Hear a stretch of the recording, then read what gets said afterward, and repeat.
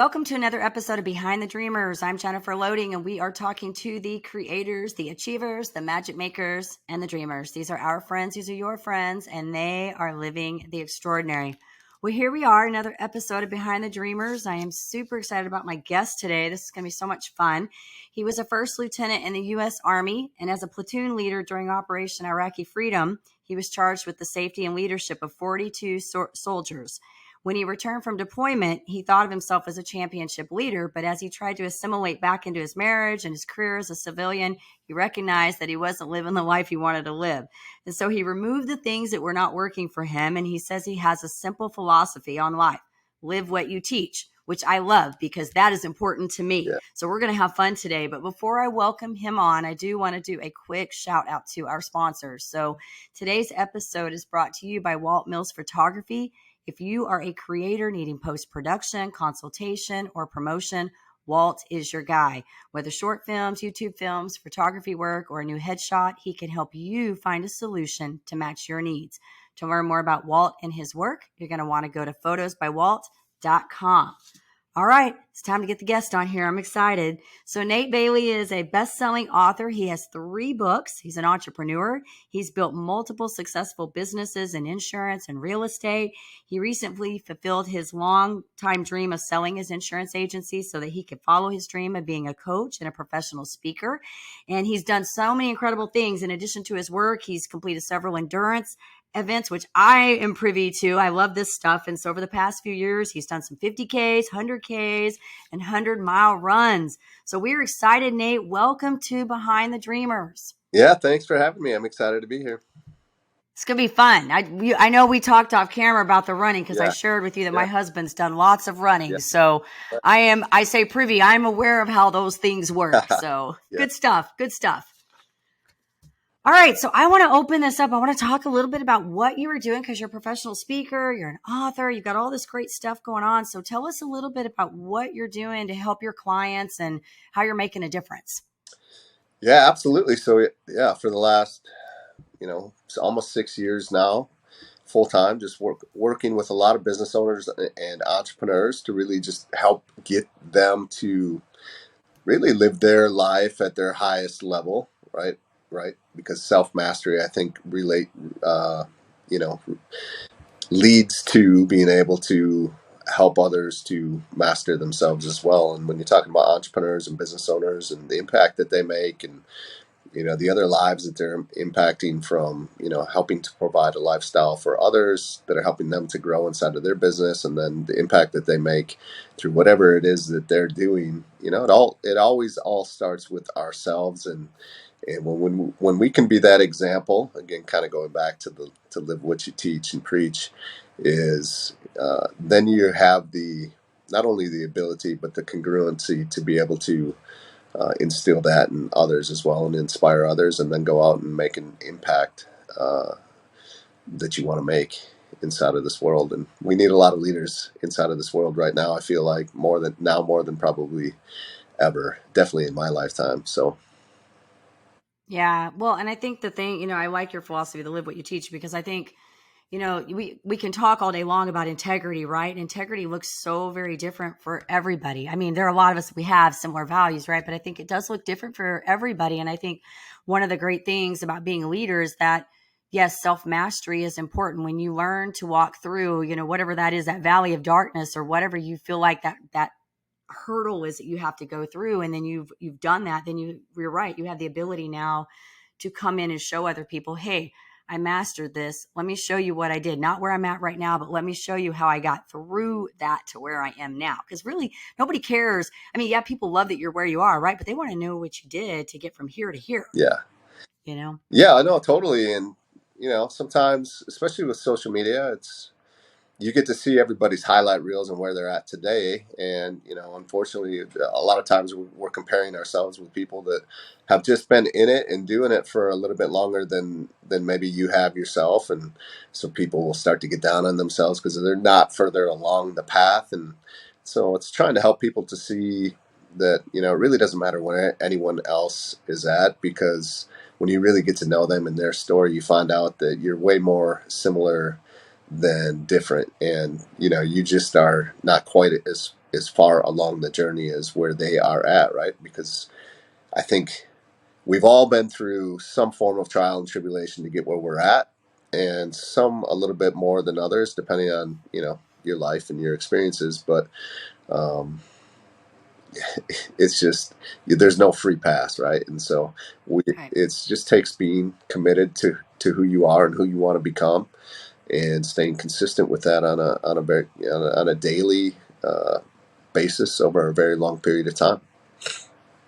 Yeah, I agree with you on that is consistency. And I think, yeah, getting through the story, that you were talking about the social media in the beginning, and you're right. I think we compare ourselves, but I have a mentor that I'm working with, and he talks about this whole he talks about like a four-wheel principle, where we arrive depending on our wisdom, our age, how long we've been an actual entrepreneur, how long we've been in our field, and where our paradigms, like what is our belief system, right? And so I think a lot of times, as entrepreneurs, and especially when we shift like businesses, right? Like I, tell people I was in the network marketing space. I was with Mary Kay for 22 years, started in my late 20s. And that was all I knew as a business. I mean, my parents were entrepreneurs, sure, but that's how I started. And if you know anything about network marketing, they pretty much tell you how to do everything. Like you're really given the Yeah, brand, right? Like you're the company, And so when I left that, I didn't leave right away. I left in 2021, but I formed my LLC in 2018 because I was starting to go on my own, and I had to learn how to, I don't like to say pivot, but really that's what it was. I had yeah, to learn to re-identify myself, move away from that, and now become Jennifer Loading yeah, in my brand and what yeah, I'm trying to do, right? yeah, And so I assumed that when I came from that, everything I had learned was just going to easily follow over to this new business. yeah, And yes, I had great selling skills and great, these skills, but no, not everything is the same. You have to sort of evolve and relearn things, and you have to be patient with that process. And I think what you were saying is so true about not comparing yourself, because you go and you start looking at all these other people that are writing books and coaches and all these people that are doing great things, and you're going, well, they're doing really good things. And then you have to, how long have they been in, like how long have they been doing this, and where are you at in your journey? Where's your place? yeah. Well, that, and I mean, social media is great, and you should show your highlights, right? You should show your highlight reel. And but the other flip side of that is that sometimes people are showing an incredible highlight reel, and the reality is that it's very different than what you see, right? Because Right. they're not necessarily showing the real results, or they're not sharing the struggles along the way. And I think it's important to show both. I think it's important to also show your wins, but you can see, if you follow someone for long enough, you can find out who they really are. And when you're talking about making that transfer over, I think everyone should be building a personal brand, and social media is an incredible way to do that. And it doesn't matter what business or industry you are in, people will buy you first. And that's the power of social media these days, is if you are consistent, you're really sharing your life and what you're all about and your message, and showing people, you want to become the person that others would want to be, right? Because especially as a coach, because you'll find a lot of people that will that maybe don't understand, like in the coaching world, that talk to clients and be like, oh my gosh, what do you need a coach for? How much did you invest or spend? Like, you could just pay me that money, and I'll give you, I'll tell you the same things or whatever. We'll be like, well, if I paid you, am I going to have the same life as you? Right. That's a hard thing for some people Yeah. probably to hear, but that's the reality. Like, if I invest in you, am I going to have the same life as you? And a lot of people out there that I don't want the life that they have. Right. It's not good or bad. It's just where I want to go and who I want to become. I look up to those that are living a life that I would like to live.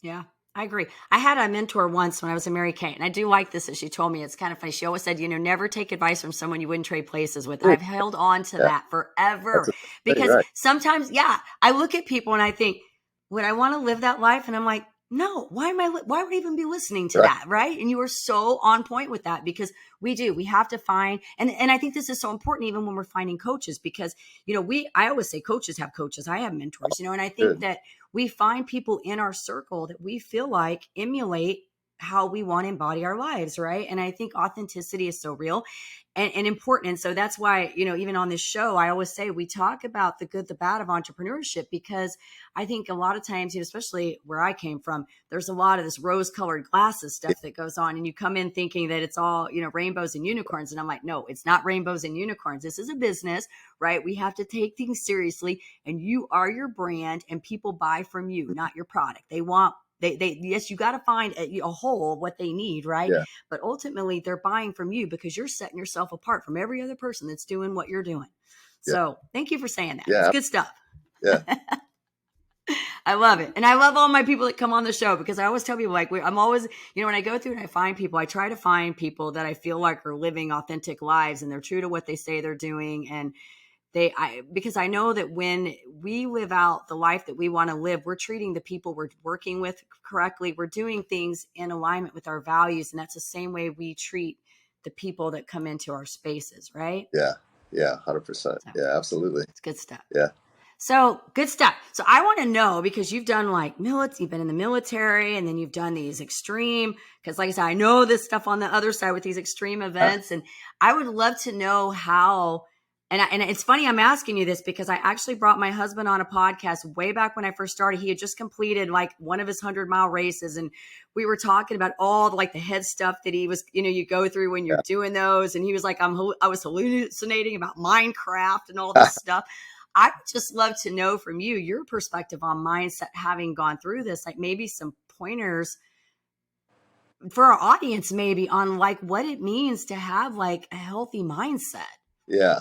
Well, I mean, life is not easy, and that we've got a good hard dose and reality of that in the last 3 years, right? With the pandemic and everything that happened, and what people have gone through, and what people are still going through, and what people are still being affected by, through the long term effects of everything that we've had, and those that have had the ability or have had that capability to have a mindset to persevere and to get through that and to come out the other side. Um, you know, and then there's others that just did not, right? And so Right. I've always said that, if there's a guarantee in life, it's that it's going to get hard, it's going to get uncomfortable, and things are going to unravel. And are you positioned for when it happens, or have you been just kind of going through life playing it safe, hoping that it won't happen to you? I mean, that's not a bet that I want to make, because, like I said, I know that none of us are immune from difficult times. There's things that happen in life that just are a part of this life experience that we live, and I want to equip myself the best I can. Excuse me, when things are going good, knowing that at some point it's gonna blindside me, and I want to be able. And it's not that it's not going to be hard or difficult, but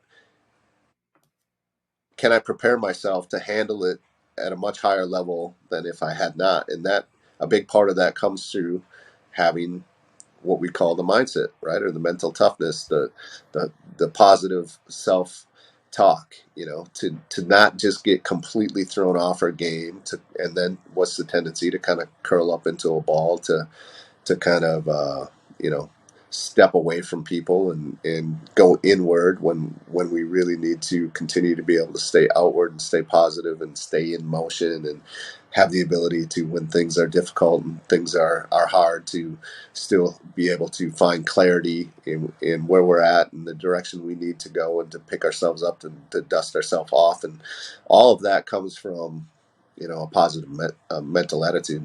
And so one of the greatest teachers that I've found in my life is through doing hard, difficult physical things, like running ultra marathons, or like this event that I did called Seal Fit Kokoro, which was a 52-hour event straight through, no sleep.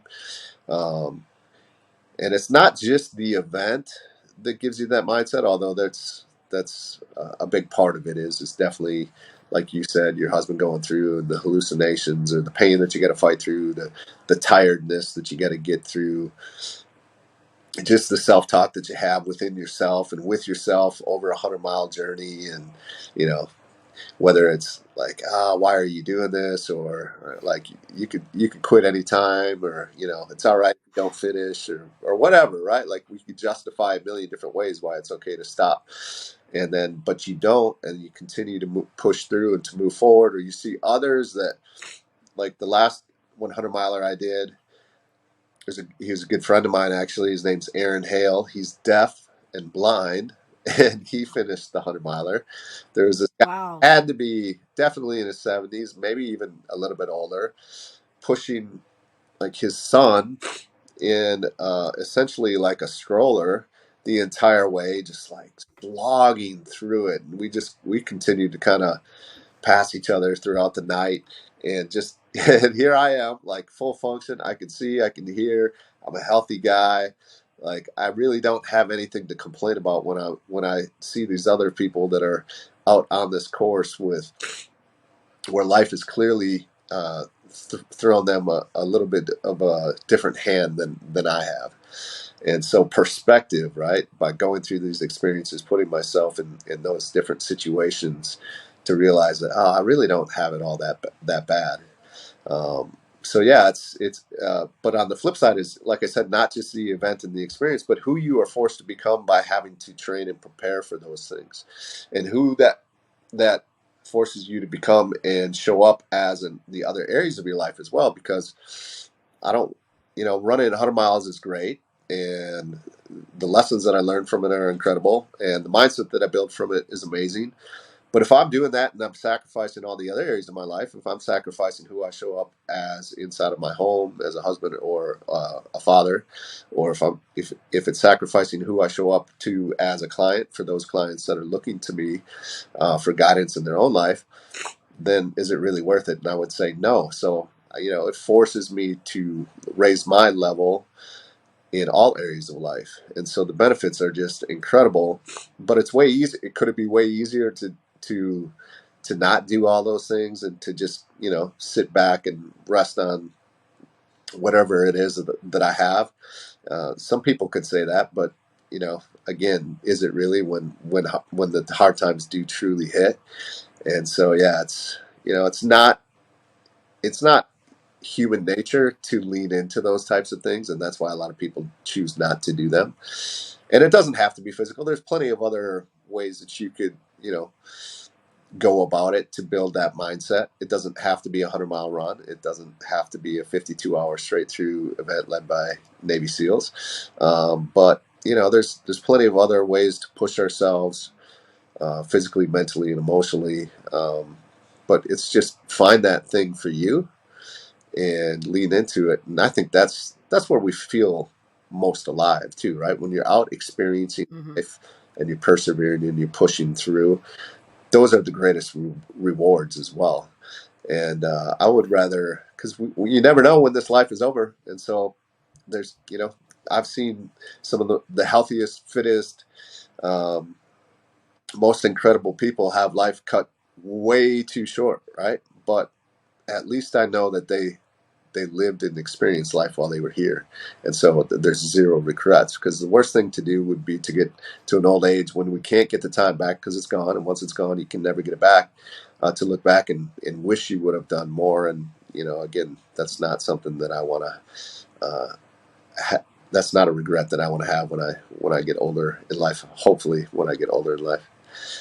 Yeah, I love it. No, and as a fellow runner, I'm not a 100-mile runner, but I have run several marathons, and I can totally attest to the, I started running I was running before. I've always been, for many years, I've been physically in the physical space. I taught aerobics for many years, but I started running a lot in 2014 when I was trying to get through a nerve condition. And I used it as a tool to get through the pain, because Yeah.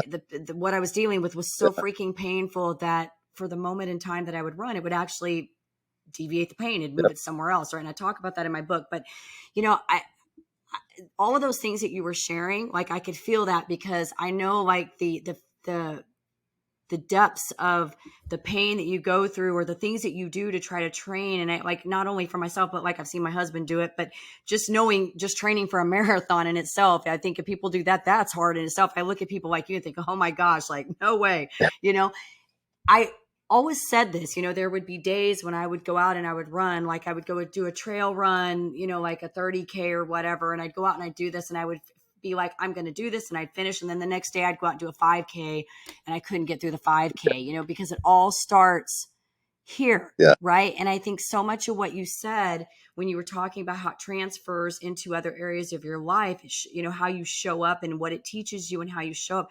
I think you're right. When you find whatever it is that stretches you like that, it allows you to really come from a place of like, I have done this. Like, I know doing this, there's going to be a hardship.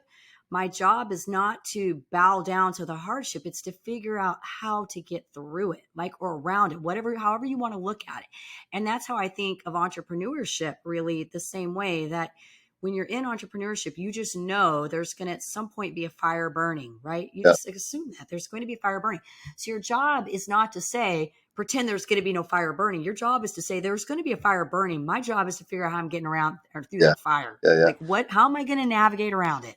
Yeah. I mean, do you want that, when that fire arises in your life, do you want the first time that you have to figure out how to get around and through that to be when it happens? Or do you want some experiences in life that you can lean back on to be like, all right, hey, I maybe have never been in this exact situation, but I've been in some pretty similar ones in the past. And there's a lot of peace and strength and power that comes from knowing that you can go back to those times and rely on, all right, I've been here before. I can do this. We can get through this.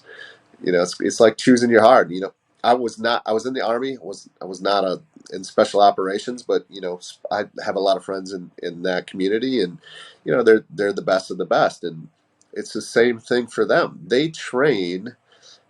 They want to make their training harder than it's ever going to be when they experience the fight in real time, right? Because if they can make their training harder than it is when everything is really on the line, then they know that they can handle anything, and that's the reason they do it. They're doing the hard things now when it's not all on the line, so that they know that when the bullets are flying for real, they know who to expect to show up and to be able to make decisions real time and be able to operate and execute as a team together so that they can be successful and they can get everybody home safely and alive.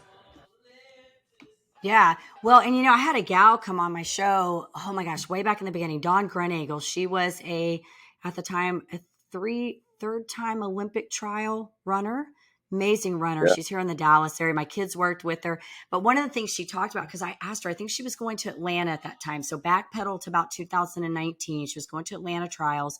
And we asked her the question, like, what are you thinking when you're at the starting line and you're lined up, along all these like elite runners, right? Like what's Right. going through your mindset? And she said, I fall back on my tool belt. Yeah. Like I fall back on what I've trained and I've done, and I just rely on that. So that's kind of what made me think of that when you were talking about that, being prepared Yeah. so that when that happens, it's like a martial artist or anybody martial arts, if you think about that, like if you're going to go do like hurt somebody, right? Like you're not going to know if you haven't been practicing all along. And then hopefully if you ever have to use it, it just naturally happens. You don't have to think about how to move. Right. And I think Yeah. that's kind of how we should navigate life, like you're saying, is that you go through these things. And I like to think of them too, like, no matter what it is, whether it be something where you choose, like you or I, where we say we're going to go run, or something we didn't ask for, as all of those are learning lessons that we can add to our tool belt to make us better for the next time, right? Good or bad, it's all just a lesson. Yeah.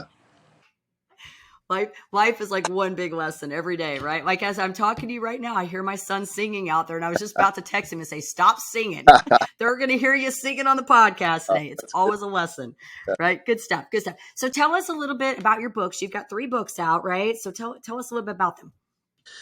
Yeah. Well, it's always, um, the first book that I wrote, I was just like, man, I want to write a book. And so I set a goal in mind and went out and set a timeline and went and did it and executed it. And then the second one was just a little bit better version of that. And then the third one, the last one that I wrote, 100 Mile Mindset, again, kind of back to my journey running 100 miles and how you could take that mindset, and not have to run 100 miles, but you could take on the 100-mile mindset through my experiences and help that in whatever arena that you are in your life, or whatever difficulty you're facing, whatever area that is for you, you could adopt that 100-mile mindset.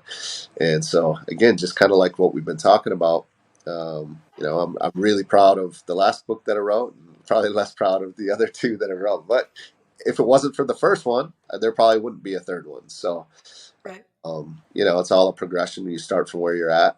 Uh, I think that's Covey, right? 7 Habits of Highly Effective People. Yep. Start from where you're at, and do what you can with what you got. And Yeah. so that's kind of that journey there. And all my books are really kind of talk about what it is that we've been talking about, how to create the person that you want to become, to live the life that you want to live, and systems and processes around that, sharing experiences and journeys that I've had throughout my life that people can resonate with, and so that they can adopt, whatever they've taken from those books that resonates with them the best, that seems to be the most useful for them, to help them to go out and do the same thing. Yeah.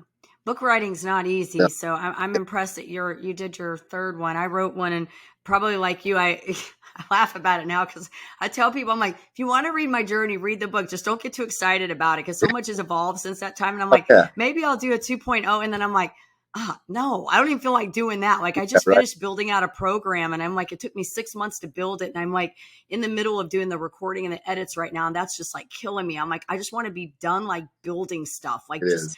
be done.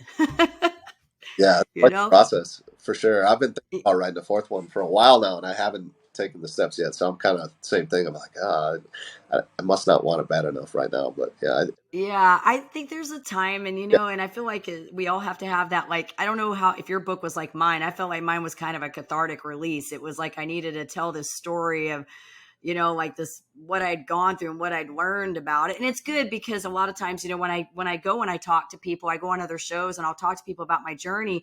A lot of times I don't really tell them all the hard stuff about it. Not that I'm trying to hide it. I just have, like, I got through it. I survived it. And yeah, so it's like a part of me that's like a chapter, but then they go back and they read the book and they're like, oh my gosh, I didn't know that you were going through all that and how yeah, hard that was. And I'm like, that's why you need to read the book.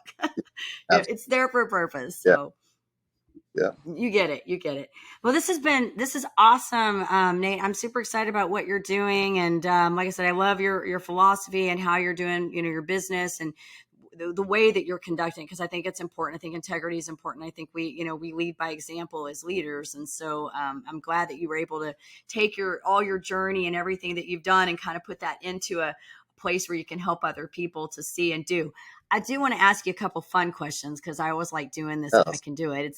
I say it's my rapid fire. However, I don't know. They never end up being rapid. So super we'll rap. try. We'll try for today. We'll try. All right. Okay. So what I want to know, because I know that you're into fitness and stuff, I know this is important to you, and I know you lost a bunch of weight. So congratulations on that too. I think that's awesome. I didn't mention that, but kudos to you on that. I want to know, what is your one like guilty pleasure food? What is the one thing that you just like love?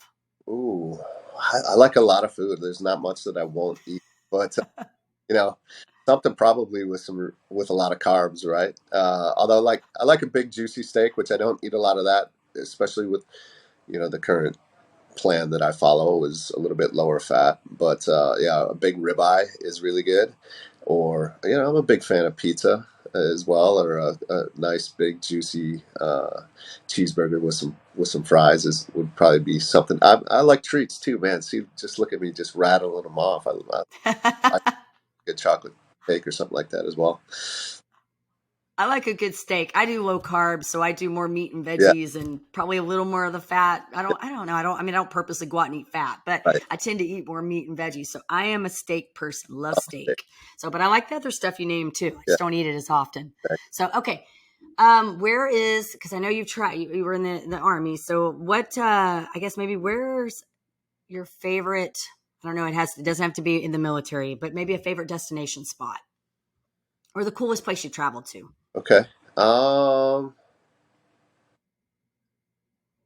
I will say Alaska. I ran the Denali 135. I was on the old Denali Highway, so completely in the middle of nowhere. But it was just incredibly beautiful, and you really had a pretty good idea that wow, this world is actually way bigger than sometimes people make it seem like. Because I mean, you could see for as far as you could see the entire 135 miles that we were going, and the landscape continued to change too, which was really cool.